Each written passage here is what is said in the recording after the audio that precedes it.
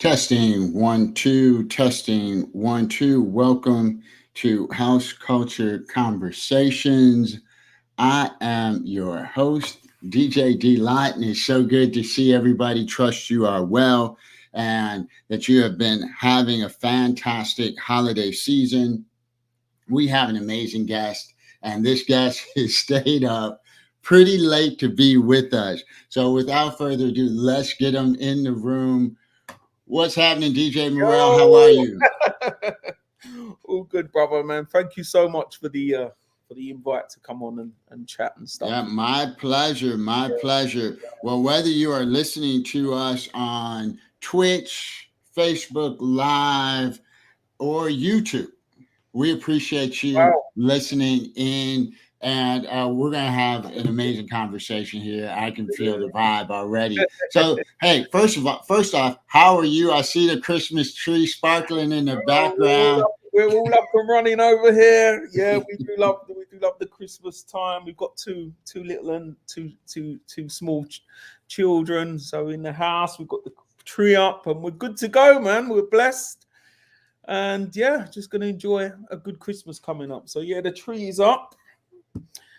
Trees up, thanks to my wife. She does all the tree handling. So Yeah. And you guys are ready to go. So tell us a little bit about you, where you're from, and where well, you grew up, and all that good stuff. yeah. So I'm 45 years old. Um, my dad and my parents. My mum was born in the UK, London. My dad came over when he was young with his parents from Barbados.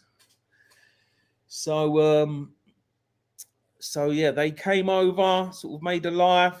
I sprung up, and um, music's been has been part of our family from as long as I can remember. So yeah, so just pretty much lived in London. And school was pretty good at school, and just sort of quite a normal kid really. But as I say, even at school and all those times, music, well, from about the age of 14 really, was the DJ started. But I was always into dance music, hip hop. Back in the days, I used to buy my vinyl, Cool Mo D. I used to buy KRS-One, NWA, all them sorts of times when hip hop was out. Big Daddy Kane, sort of experimenting with different sounds, and I was just lost in music. I used to love every sort of genre. I didn't used to like one specific genre. I used to like. So when my dad was influencing me with his sound, then I had the sound from like all the kids at school. So like all bunching it all together. I was just the lover of the whole thing, man. And the only thing I could say, I wouldn't delve into like rock music or nothing like that. That wasn't really my thing.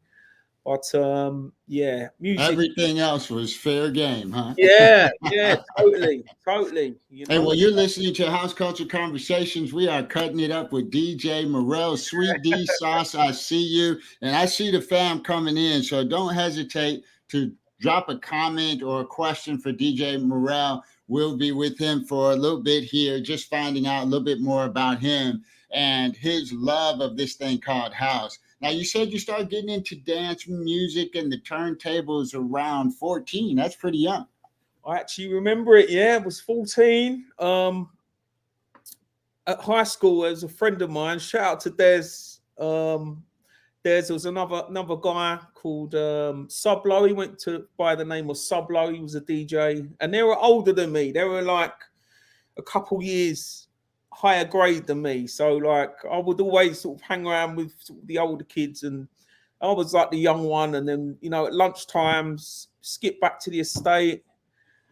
And first time I ever saw a set of Technics, man, I was like, wow. I was watching them all play. I was like, wow, what is this? I was like, you got to show me. And I said, come on. I jumped on, just having a little play and that. And I was just straight away, I was hooked. I was like, to be able to get all this music that I like and actually put it onto and actually play and mix it up and be creative with it was a huge thing for me, you know. So straight away I was like, wow, man, I need to jump on this. This is what I want to do.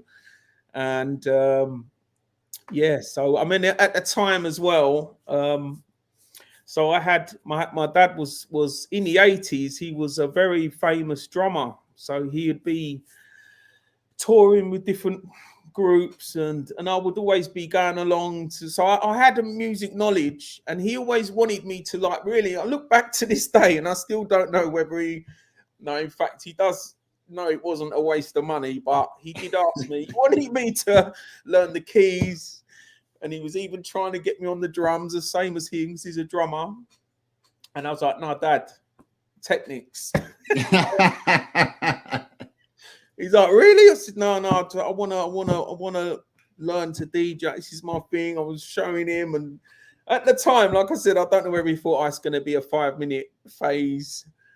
I'm still here today. I'm 45. I'm still playing. I'm still loving it, you know, just as much as I was at the very start, you know. And yeah, it went from there. So yeah, he did. Thankfully, he bought me a set of Technics. So I remember. So we didn't have much money back in them days, and I had to put the Technics on the boxes they came in. I set them up in my room on the boxes, set them up with my mixer and my two and I was up and running straight away. I was buying my vinyl, and I was just, yeah, that was it for me. I was done. I was like, that must when my journey really started into DJing, you know. And yeah. I do see it as an art. I know I've heard different things in the past. It's like, oh, you're just playing records, or you're just, you know, anyone could do it. I don't think that's really entirely true, if I'll be honest. Oh, they no. can do it, but then, you know, there some do it with elegance, and just, you know, you can hear the different. We're all different. We're all different human beings here. And we play, if I could have the same 10 records as you, we're going to play them different. So everyone's got their own different, unique style, how they play these records. That's a fact. That's what I think. So I agree, man. yeah. I agree wholeheartedly. There's one thing, you know, I want to say, L Cross, what's happening? Thanks for vibing with us, and we will see her next week. I'm looking forward to hanging out with you. And SpongeBob Dave from the UK, what's going on? He remembers seeing your dad play with Sade. Wow.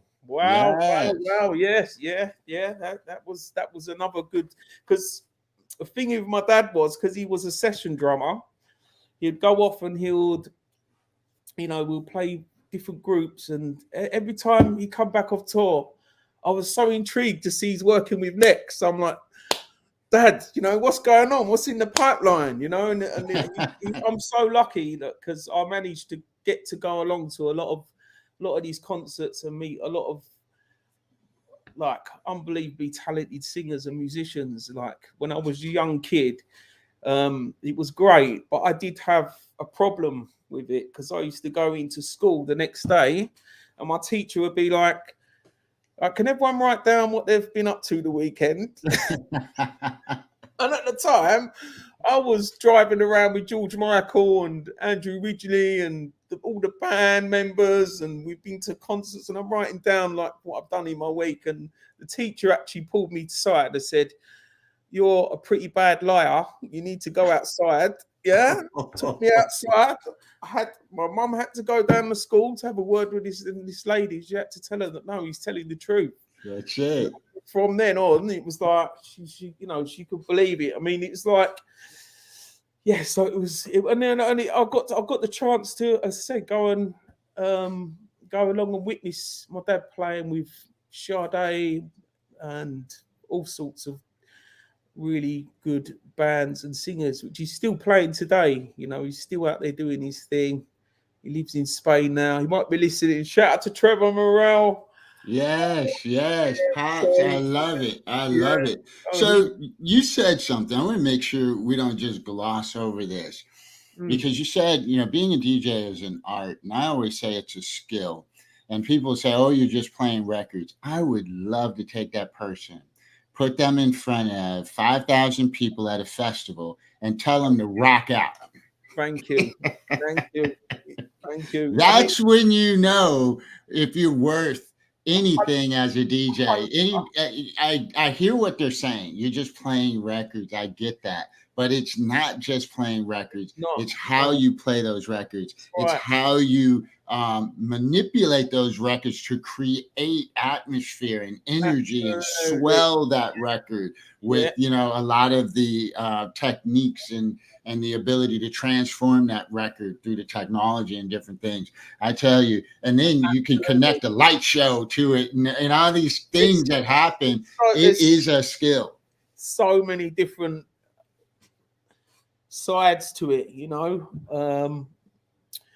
Blending, there's juggling, there's picking it up, picking the bass out, dropping it in the right time. There's just so many things that you can do, and doing them in the right order and reading the crowd, playing the right tunes on the right time. It's just so much. It's so much to it. It's not just getting on there and just playing. It really isn't just doing that, you know. So, that's it. That's it. Setmail, we see you. Welcome on here in here. Setmail 80. We're hanging out with DJ Murrell, talking about the music and the culture that we love on House Culture Conversation. Yeah. So why do you think house music has just, I mean, you've been around for 30 plus years in this thing. Why do you think it's still so just popular and ever expanding into so many genres and spinning off into other genres?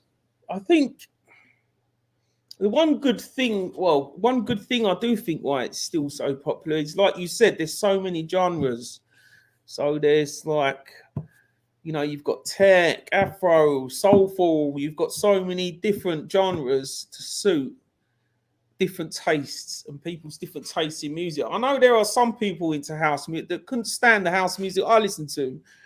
And probably same for me and them. Like, I don't really like EDM and that sort of. There's just such a big arena of different styles and tastes of music. I think that's why it's still popular, because it's touching everybody, you know. And it's the tempos and, you know, especially the nightlife. I think that it's just been a joy to watch it still thrive, you know.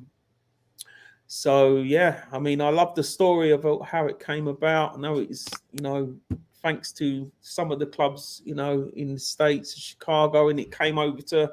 I think we probably might have been a bit later than you guys. I know well, you know, it's interesting, right? The origin story, because, you know, I grew up in Chicago right around the origins of house as it was labeled in Chicago.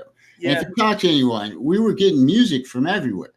Right. We were getting music from Europe, right? We were getting music from the East Coast. We were getting music from so many different places. Disco was really essential to house in the early days, because it created the story, right? You needed that story, and you needed that 4 on the floor and that bass, and you needed so many things for house to go. And then, you know, Chicago, we grabbed a hold of that thing, and we had the Warehouse and the first, what we'll call house records, Jesse Saunders, and we had artists like Colonel Abrams that were dropping songs around that time. Oh, brilliant. So, yeah, you know, the origin story is, you know, we say it was called house first in Chicago, and I love to say we can claim ownership for that.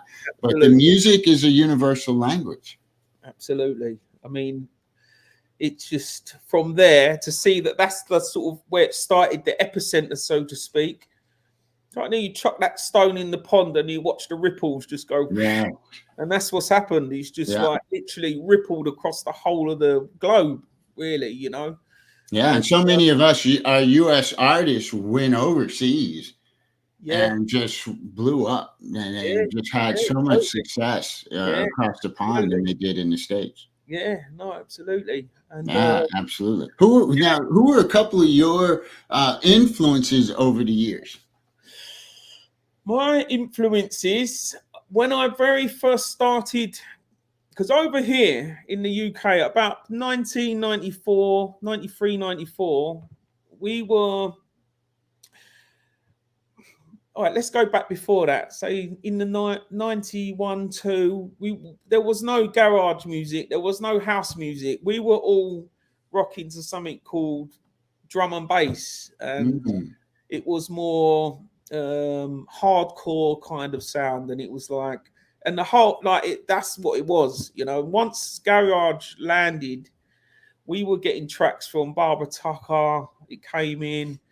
Louis Vega, and it's, you know, then we started to sort of infiltrate the sound that we was listening to. Everyone jumped off. Well, where I was, we jumped off that straight away. It had everything to it. The garage sound was where I very first started to learn about this thing, you know. And the more I delved in, you know, but I've got to say, it was Barbara Tucker.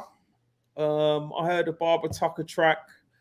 Louis, you know, Masters at Work. That's really, I would say, where that was the hook for me. That hooked me into.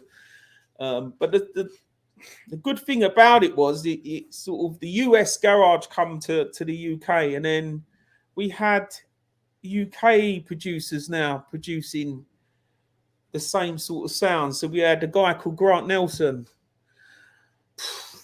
Amazing producer from the UK. When back in those days, he started putting out his sounds. So Grant Nelson. I know Todd Edwards is American, but he was a big influence. But from then, I would say Grant Nelson was the one that made the pathway in for all the other UK producers to then start jumping on this thing and making our sound as well as, you know, the US sound, which is a good thing, you know. So and I think that's what happens, is like it comes from somewhere, and once it catches on, people start putting their influences in, what they like to, you know, and that's the beauty of it, especially nowadays. The digital and producing has become so easy. So even now, there's just so much music flooded and so many new producers coming out, and you can't keep up. There's so much music. So much music. SpongeBob Dave said Grant Nelson is still the GOAT.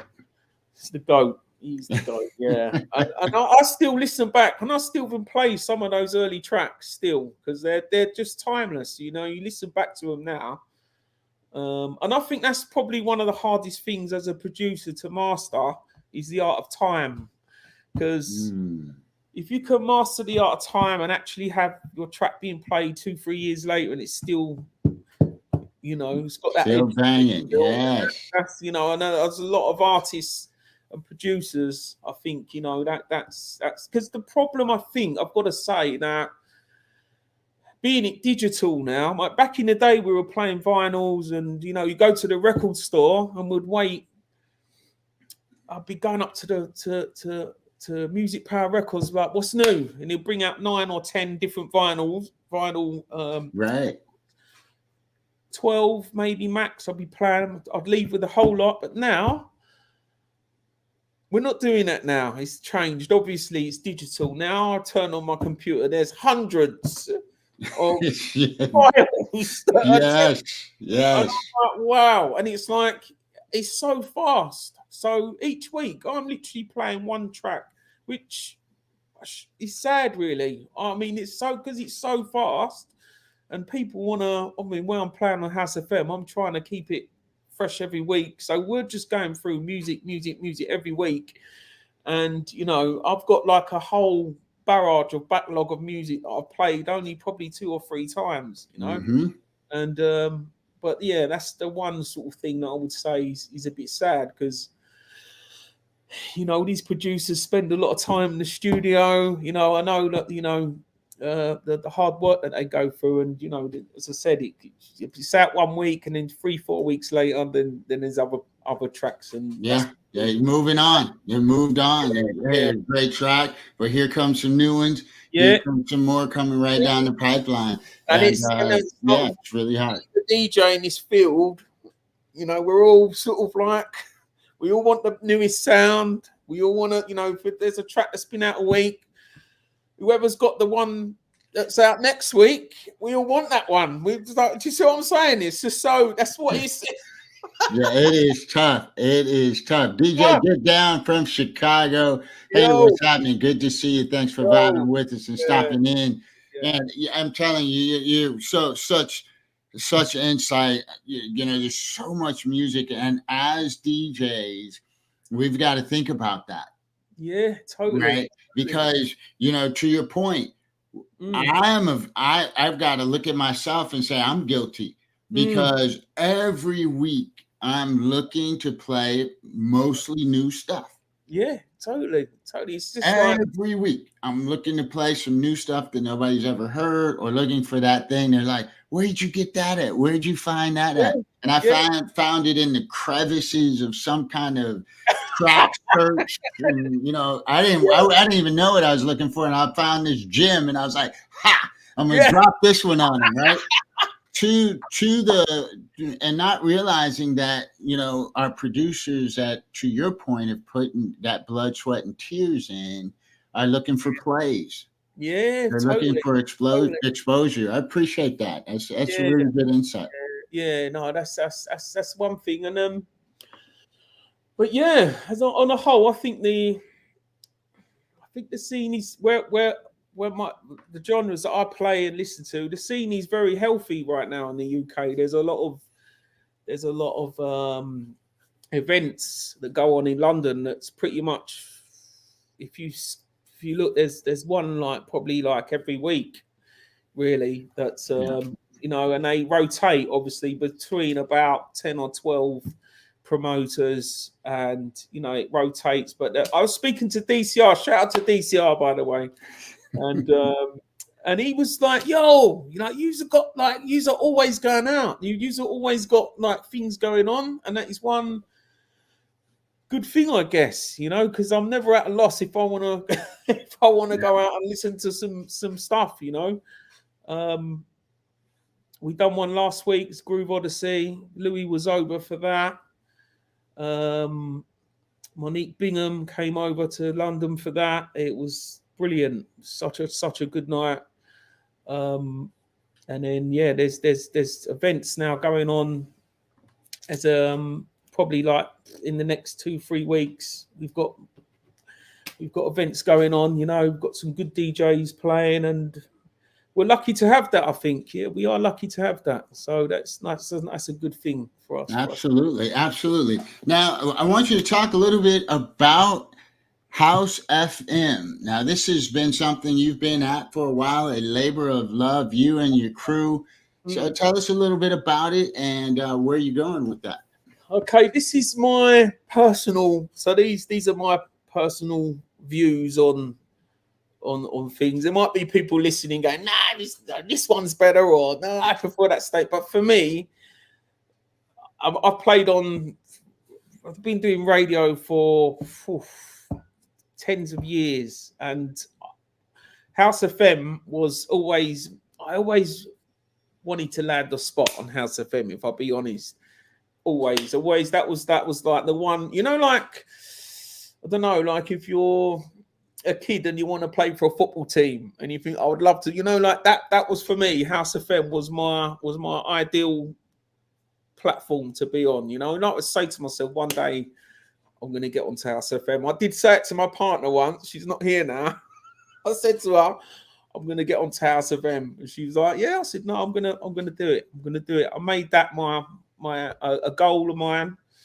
Um, yeah, House FM for me this is a beautiful station, man. It's a beautiful platform. We've got so much talent on there. To be amongst the talent that's on there, for me, I'm just honoured to be amongst the DJs that are playing week in, week out. DCR being one of them. So when I turned up on the station, I'm always intrigued to listen to what the US DJs are playing, because I know pretty much. I know the London sound. I know. So I like people to educate me on stuff. I like to learn and keep expanding on what others are playing, especially the US DJs. I know sort of a different flow. And I love that. I love that we're sort of we're the same, but we are slightly different. And I love that. And when I heard DCR play, I was like blown away. I was like, man. And we spoke, and man, we got on like a house on fire, man. You know, me and DCR, and we've had some good chats, and yeah, he being one of them. He's on House FM doing his thing. You know, with Stacey Kidd, Terry Hunters, they've all been doing shows on there. Anane, Louis, and then obviously we've got all our guys from London. Shout out to Stevie Macker, Mela DJ, Yux. There's so many. Lee Kofi. There's so many good talented DJs on there. I'm blessed to be part of. So I managed to get a show on there Thursdays 6 to 8, and I've been on there for just coming up to 2 years. It's coming up to 2 years. So House FM is a radio station out of the UK, 24/7 house music? Yes. House music, yeah. So we've got mainly, yeah. There are other shows on there that do play sort of like rare groove, a bit of soul, but mainly there's all different facets of house music on House FM, and it's just a pleasure to be amongst those guys, and it's quite a big thing for me to be on that station, if I'll be honest. Yeah, because it's been and you'll see it rolling across. It's very simply HSE.FM. And 24/7 house music, amazing DJs. Yes. Check it out. Congratulations on being on for 2 years and running. Yeah. That speaks a lot to your talent. And so where do you see this all going? DJ Murrell, where do you see this going? You've seen the last 30 years. You see where we are now. We've got Twitch. We've got streaming platforms. We've got all this digital music coming out of our ears. SpongeBob Dave, I love what you said about the fact that we've got so much music coming at us, nothing can become a classic. No, that's right. Where do I see it going? Oh, that's a good question, man. Where do I see it going? I mean, I don't know. I think it's going to obviously carry on. It's going to intensify. I hope that something does change in terms of you know, whether people start making more vinyl again. I know it's coming because I've been buying vinyl, and I would like to see that side of things maybe grow. I know some labels have been printing vinyl and it's been going out, and they're only putting the tracks on vinyl, which is nice. And obviously that'll be a bit slower, but it's crazy, man. It's crazy. It's a good question. It's actually hard to answer. I mean, it's just going to keep going. It's going to keep going. It's the music is going to keep coming, and the groove is going to keep at it. I hear you. Totally. I do want to make it over to Chosen Few, because I had a friend of mine who went to the last festival, and he did tell me about it. So I'm hoping that I can get out there 1 year to experience that. Just more, I think more, you got to bring through all the new talent, the new DJs that are coming up, the new vocalists, whatever level you're at. And, you know, even if you're just starting off, just keep on it, man, because we do need to keep it replenished in order for it to carry on. Because, you know, when I was out the other day, and I'm looking around, and, you know, not that it's a bad thing, but like all our age group is I'm like, we're aging, right? I'm trying to find the young person here, like, whoa. Yeah. And I think if one thing has got to kind of try and be done for our scene here in London and the UK, because we're very small. There's not many, really, when you think about it, there's not many of us. There's not many, because there's such a small community. We go to different, we'll see this, you know, some of the same faces. You know, we know we're a community, and we're quite small in terms of, you know, those that are into tech house or those that are in soulful house community is quite, I would say, probably one of the smallest. Even the disco scene over here is way bigger than our little scene that we're in, you know. So I think one good thing that I think that we should start sort of like homing in on is just trying to get the new younger generation that are into what we're playing and getting them through. There are some good young DJs that have popped up in the last year or so. That they're playing the sound that we like, you know, and I think that's important to just to keep that replenished side, because it, you know, we want to bring the younger generations into it as well, you know. So I know that. Yes. Yeah. So Yes, I love that. yeah. I love So, that. So all you DJs out there, all of us that come from this generation where we are rubbing our knees down and we got to take a break. We got to take a break after dancing for 10 minutes. We are, I want to play more vinyl. You know? Like I'm an old fossil. Like that's it. We need to mentor a younger DJ. Go out, find a younger DJ and mentor a younger DJ and show them the groove. Absolutely. I love that. I love that so much. So now we know you're on HSE.FM, House FM. You can catch DJ Murrell on Thursdays. Now, what time is that again for the US? So on the US, that is that. So I'm on. So we're 5 hours before you. So that would be one. So it'll be 1 p.m. your time. Okay, so it's about 6 p.m. your time. Yes, that's right. Okay, so it's about right after lunch in New York. That's right. And yes, gotcha. All right. Well, hey, you guys look for DJ Murrell, and I think we're gonna get him on Twitch. I think we're gonna get him to show up on Twitch as well. I'm definitely looking forward to starting up a Twitch. Hey, I love it. Hey, well, thank you so much. Anything else you'd like to leave with our audience?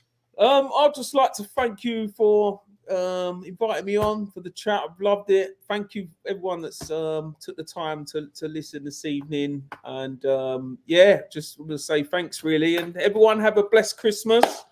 Keep it rolling. And we'll speak soon. That's it. Hey, well, we appreciate you guys so much. Hang on. We're going to find some place to go to party because we like to continue after the conversation. So if you are on in Twitch, we are going to find some place to go. Now, where do you mentioned a couple of places that you guys party at. Where are kind of the scenes at where you guys, party Soulful House today in the UK? So mainly, I mean, the main one is Ministry of Sound in London. That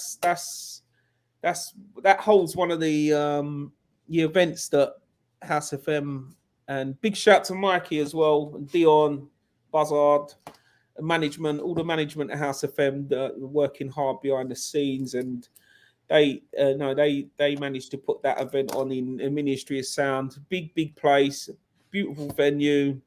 But then you've got there's so many venues around. I'll be here all night naming them, but the main ones I would say Ministry of Sound. There is a few in Piccadilly that we go to, and it's sometimes there's new ones that just pop up you never even heard of, where there's so many events. You know, be looking out for what's on next week, and you'll go, oh, I've never seen that one before, and it's quite nice because you're going to somewhere that you've not been before, you know. So it's a good thing.